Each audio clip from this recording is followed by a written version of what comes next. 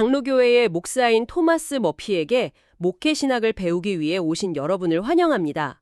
오늘은 Pastoral Theology의 10장, 장로회의 구성과 역할을 살펴보도록 하겠습니다. 이 자료는 장로회, 그러니까 당회가 교회의 영적 건강과 목회자의 사역에 얼마나 중요한 역할을 하는지, 또 그 구조와 기능은 어때야 하는지에 대한 머피의 견해를 담고 있습니다. 오늘 저희는 이 내용을 통해서 당회가 어떻게 교회를 세우고 목회자와 협력하는지 그 점을 좀 깊이 이해하는 것을 목표로 삼겠습니다. 이게 사실 교회 운영이나 영적 생활에서 핵심적인 부분이잖아요.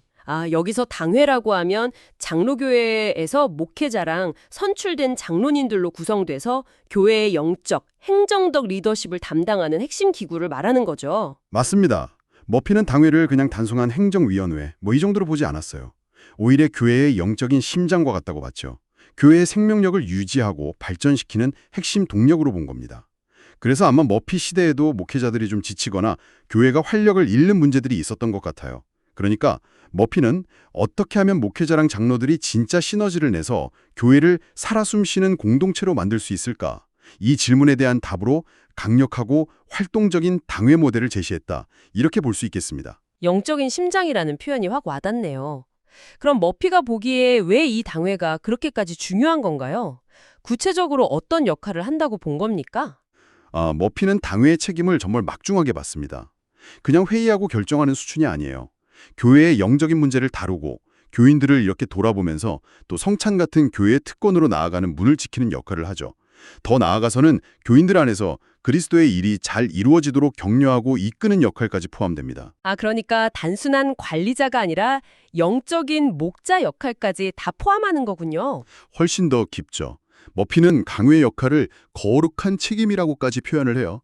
교회의 평화를 이루고 또 교리나 예배, 성도들의 삶의 순수성을 지키는 것, 이게 전부 당회에 달려있다는 거예요. 심지어 교회의 영적인 수준, 그리고 교회의 명예, 이게 곧 그리스도의 영광, 복음의 확장, 신자들의 현재와 미래의 복과 직결되는 문제잖아요. 이 모든 것이 당회의 신실함, 경건함, 열심에 달려있다고 본 거죠. 교회의 거의 모든 거룩하고 희망적인 것들이 당회와 연결되어 있다. 이렇게 강조하는 겁니다. 와, 정말 어마어마한 책임감이네요. 그렇다면 이렇게 중요한 당회를 어떻게 구성해야 할까요? 머피는 당회 규모에 대해서도 언급하는데 가능한 한 큰 것이 좋다고 하더라고요. 왜 그랬을까요? 네, 그게 참 흥미로운 지점인데요. 머피는 몇 가지 현실적인 이유를 들어요. 규모가 크면 교회 내 다양한 계층의 목소리를 더 잘 대변할 수 있고 또 당회의 결정이 교인들에게 더 큰 설득력을 가질 수 있겠죠. 그리고 실제로 당회가 감당해야 할 일이 정말 많고 중요한데 사람이 많으면 그 일들을 좀 나눠서 할 수 있다는 장점도 있고요. 일리가 있네요. 근데 사람이 많다고 다는 아닐 텐데요. 그쵸? 정확합니다. 그래서 머피는 규모보다 훨씬 더 중요한 것이 장로 한 사람 한 사람의 자질이라고 아주 강력하게 강조를 해요. 이건 정말 타협할 수 없는 부분이라고 본 겁니다. 그가 제시하는 자질들을 보면 기준이 정말 높아요. 그냥 단순히 신앙족하는 수준이 아니거든요. 구체적으로 어떤 자질들을 요구했나요? 우선 교회와 지역사회에서 좋은 평판을 얻고 신앙과 인격이 검증된 사람이어야 합니다. 그리고 지적인 능력도 어느 정도 갖추고 꾸준히 배우는 자세, 특히 그리스도의 사역에 대해 계속 알아가려는 노력이 필요하고요. 형제 사랑을 실천하고 교회의 평화를 위해 애쓰는 마음, 또 복잡하고 어려운 문제들을 인내심을 가지고 그리스도를 위해 기꺼이 감당하려는 자세, 주님을 높이기 위해 자신을 낮출 줄 아는 겸손함도 필수입니다. 그리고 무엇보다 참된 경건함으로 모두에게 신뢰를 주고 그리스도를 따르는 삶의 모범이 되어야 한다. 이렇게 말합니다. 와, 정말 이상적인 지도자의 모습이네요. 그런데 현실적으로 그런 사람들을 충분히 찾는 것이 글쎄요, 가능했을까요? 머피는 그 어려움에 대해서도 혹시 언급하나요? 그 어려움을 몰랐을 리 없죠. 그래서 장로를 선출할 때 극도로 신중한 주의를 기울여야 한다고 그렇게 강조하는 겁니다. 교회의 평화, 번영, 유용성, 위로, 명예가 결국 장로들의 성품에 달려있기 때문에 이 선출 과정에 교회의 미래가 걸려 있다고 본 거예요. 조금 부족하더라도 함께 세워가려는 노력도 필요하겠지만 처음부터 기준을 낮춰서는 안 된다는 강력한 메시지입니다. 그렇군요. 이렇게 신중하게 뽑힌 장로들은 그럼 구체적으로 무엇을 해야 할까요? 그냥 회의 참석하고 결정하는 것만으로는 좀 부족할 것 같은데요. 맞습니다. 머피는 장로들이 단순히 다스리는 역할을 넘어서 아주 적극적으로 활동해야 한다고 강조합니다. 이건 정말 중요한 포인트예요. 수동적인 감독자가 아니라 현장에서 뛰는 일꾼이 되어야 한다는 거죠. 예를 들면 교인들의 교제 모임을 활성화시키고 목회자와 함께 성도들의 신방해야 합니다. 특히 아프거나 슬픔에 잠겼거나 영적으로 힘들어하는 이들을 찾아가서 위로하고 격려하는 거죠. 아, 목회자 혼자 하는 게 아니라 장로들이 함께 신방하는 거군요. 네, 바로 그게 핵심입니다. 또 교인들 사이에 갈등이 생겼을 때 적극적으로 나서서 화평을 이루는 역할을 해야 하고요. 때로는 부당하게 비난받는 목회자의 명예를 지켜주는 방패 역할도 해야 합니다. 예배에 소홀한 이들을 찾아가서 권면하고 교회의 새로운 이들을 따뜻하게 환영하면서 정착을 돕고 각자 맡은 구역의 교인들을 세심하게 살피는 일, 특히 신앙이 약해지거나 멀어지는 이들을 돌보는 일들이 다 장로의 몫이라는 거예요. 물론 성찬식 준비를 돕거나 주일학교 사역에 참여하고 교회 회의에 참석하는 등의 기본적인 임무도 당연히 포함되고요. 머피의 표현을 빌리자면 장로들은 함께 굳게 뭉쳐 교회와 지역사회에서 하나님의 일을 행하는 데 열중하는 일꾼들의 모임이 되어야 합니다. 일꾼들의 모임이라 상당히 활동적인 모습이네요. 그렇죠. 여기서 머피는 많은 목회자들이 흔히 저지르는 실수를 지적합니다. 바로 너무 많은 일을 혼자 짊어지려는 경향이죠. 이게 왜 문제냐면 장로들이 가진 잠재력과 은사를 개발할 기회를 막아버리고 결국 목회자 자신은 과로로 지쳐 쓰러지게 만든다는 겁니다. 건강을 해치는 지름길이죠. 아, 그 점은 정말 현실적인 지적이네요. 목회자들이 흔히 아유, 내가 하는 게 빠르지 이렇게 생각하기 쉬운데요. 맞습니다. 하지만 장로들에게 일을 맡기면 그들이 가진 독특한 능력, 예를 들어 교인들과 더 친밀하게 소통하는 능력을 활용할 수 있게 됩니다. 또 장로들 각자의 관심사를 살려서 사역에 참여시킬 수 있고 교회 전체의 평화를 증진하는 효과도 있죠. 이렇게 되면 목회자는 설교 준비와 같은 자신의 핵심 사역에 더 집중할 수 있게 되는 선순환이 일어납니다. 그래서 머피는 당회가 창의성을 발휘해서 모든 장로에게 각자에게 맞는 역할을 찾아주고 그 자리에서 부지런히 일하도록 격려해야 한다고 주장합니다. 장로들의 잠자력을 최근 뚫어내는 것이 중요하군요. 그런데 이렇게 다양한 역할들을 효과적으로 수행하려면 뭔가 체계적인 접근이 필요할 것 같습니다. 머피는 구체적인 운영 방식에 대해서도 제안하나요? 네, 아주 실질적인 당회 운영 계획의 틀을 제시합니다.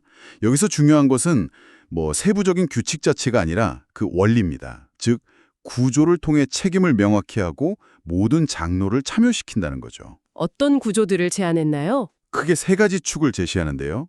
첫째는 상임위원회입니다. 머피는 예를 들어서 자선, 찬양, 기도회, 구제, 주일학교, 방문자위원회 같은 6개 위원회를 언급하는데요. 중요한 것은 교회 상황에 맞게 필요한 위원회를 구성해서 전문성을 가지고 꾸준히 사역을 감당하게 하는 것입니다. 예를 들어 방문자위원회는 새신자 환영과 정착을 책임지는 시기죠. 아, 위원회를 통해서 업무를 분담하는 거군요. 또 다른 축은 뭔가요? 둘째는 구역 감독 시스템입니다. 교회를 지역별로 몇 개의 구역으로 나누고 각 구역을 장로 한두 명이 책임지고 돌보게 하는 겁니다.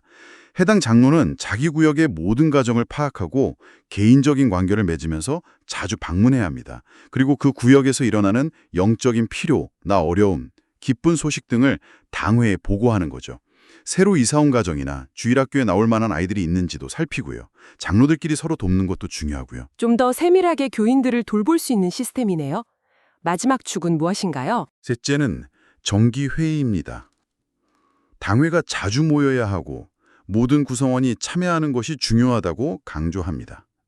원래 정기회의를 예로 들면서 단순히 안건 처리만 하는 것이 아니라 경건의 시간으로 시작해서 각 위원회와 구역 보고를 듣고 함께 기도하며 마무리하는 체계적인 회의 진행을 제안합니다.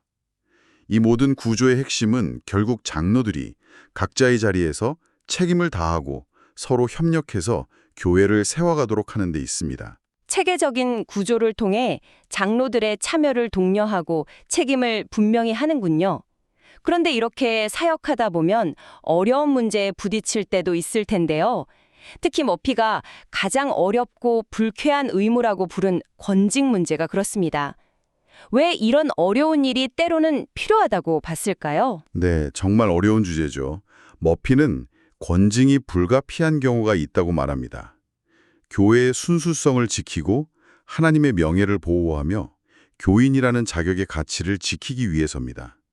또한 잘못을 저지른 당사자의 영적인 유익을 위해서, 그리고 공동체 전체의 건강을 위해서 때로는 필요하다는 거죠. 신자 공동체의 존재 자체가 위협받을 수도 있기 때문입니다. 하지만 굉장히 신중해야 할 것 같습니다. 물론입니다. 머피는 작거나 성급한 권징에 대해서는 아주 강력하게 경고합니다. 권징은 정말 최후의 수단, 절대적으로 불가피할 때만 사용해야 한다고 강조해요. 잘못을 저지른 사람을 개인적으로 만나서 권면하고 회개하도록 돕는 노력이 반드시 선행되어야 합니다. 그리고 가능한 한 공개적인 책망은 피하라고 조언합니다. 당회 안에서 조용히 처리하거나 당사자에게만 통보하는 것으로 충분할 때가 많다는 거죠. 왜 공개적인 책망을 피하라고 했을까요? 공개적인 책망은 오히려 당사자의 마음을 더 완고하게 만들 수 있고 그 가족이나 친구들에게 불필요한 상처나 반감을 줄 수 있습니다. 또 교회 내부 문제를 외부에 과도하게 드러내서 덕이 되지 못할 수도 있기 때문입니다. 신중하고 지혜롭게 접근해야 한다는 거죠. 여기서 또 중요한 점이 목회자는 권징을 직접 집행하는 것을 피해야 한다고 머피가 말한다는 겁니다. 왜 그런 거죠? 그건 아주 중요한 지적입니다. 목회자가 권징의 전면에 나서게 되면 그 결과로 생기는 개인적인 원망이나 비난이 목회자에게 집중될 수 있습니다. 이렇게 되면 목회자와 성도 간의 관계가 깨지고 결국 그 사람이 교회를 떠나게 만들 수도 있죠. 그래서 머피는 장로들이 표면상의 실행자가 되어야 한다고 말합니다. 설교가 목회자의 주요 역할이듯 권징은 장로들의 책임 영역이라는 점을 분명하게 하는 겁니다. 또한 이렇게 하면 목회자는 한 걸음 물러서서 나중에 화해를 중재하거나 상처를 싸매주는 역할을 할 수 있는 여지가 생깁니다. 역할 분담을 통해 목회자를 보호하고 회복의 가능성을 열어두는 거군요. 그럼 권징까지는 아니더라도 그냥 교회를 떠나서 활동하지 않는 교인들은 어떻게 처리해야 할까요?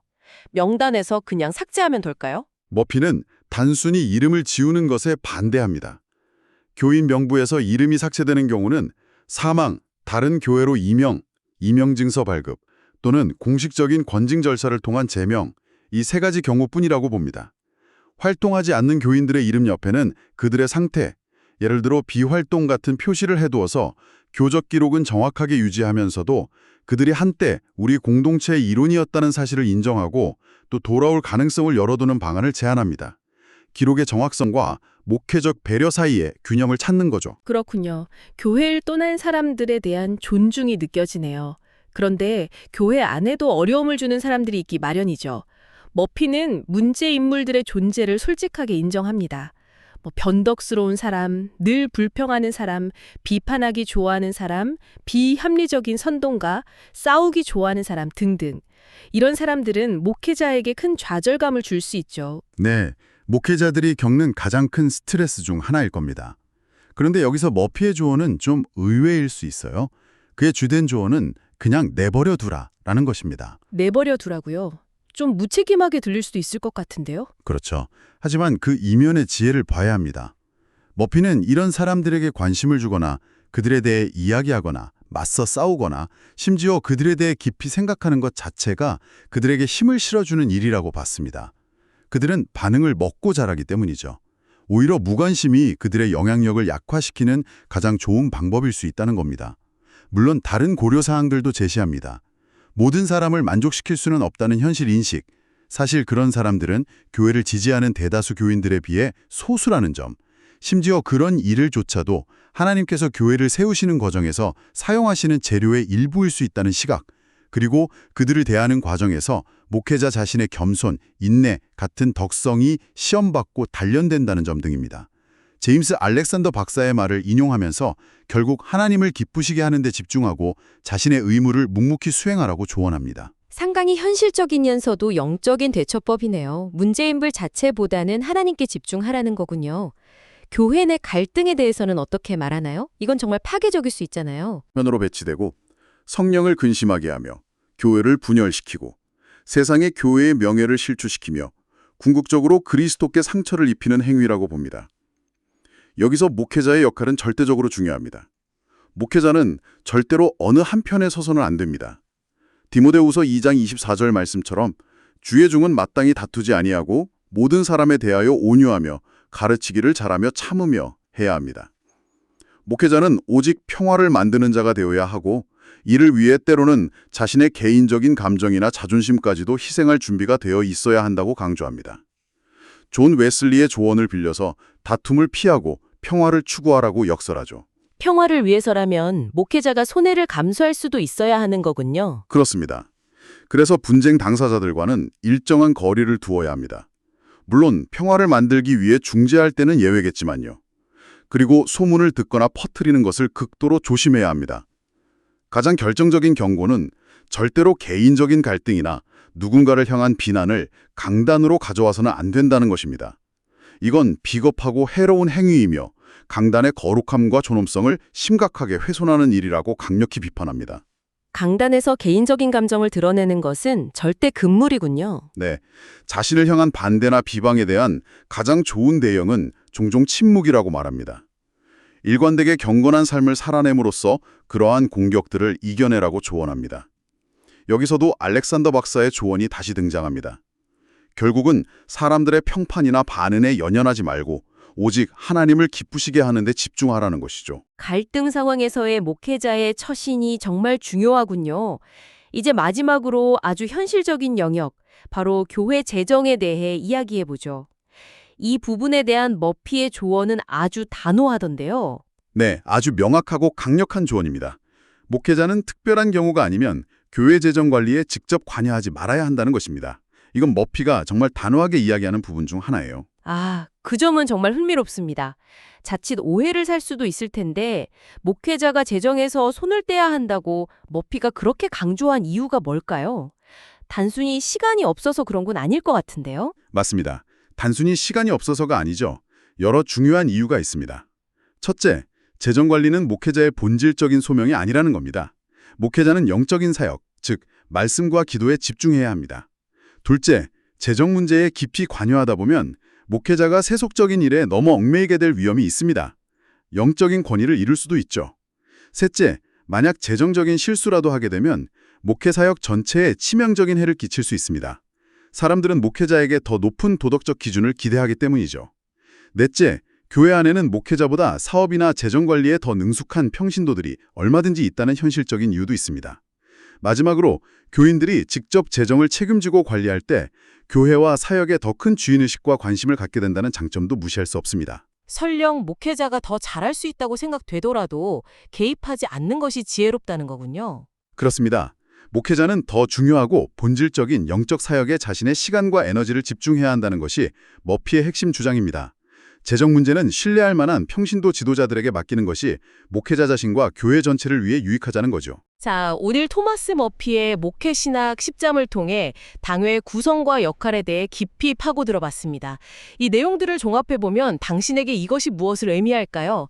머피는 당회를 단순한 행정기구나 관리위원회 정도로 본 것이 아니라 목회자와 함께 교회를 세워가는 매우 중요하고 활동적인 영적 지도자 그룹으로 그 위상을 높였다는 것을 알 수 있습니다.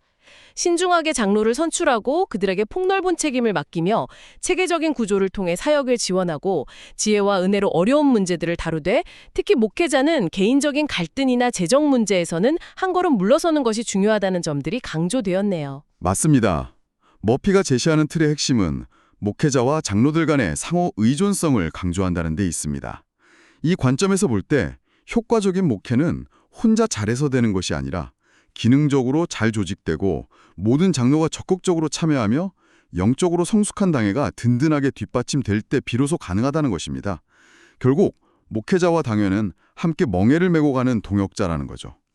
이것은 오늘날 우리 시대의 교회들에게도 이러한 원칙들이 어떻게 적용될 수 있을지에 대한 중요한 질문을 던져줍니다. 네, 바로 그 지점에서 우리가 함께 생각해 볼 점 있는 것 같습니다. 머피는 지금과는 다른 시대, 다른 문화적 배경 속에서 이 글을 썼습니다.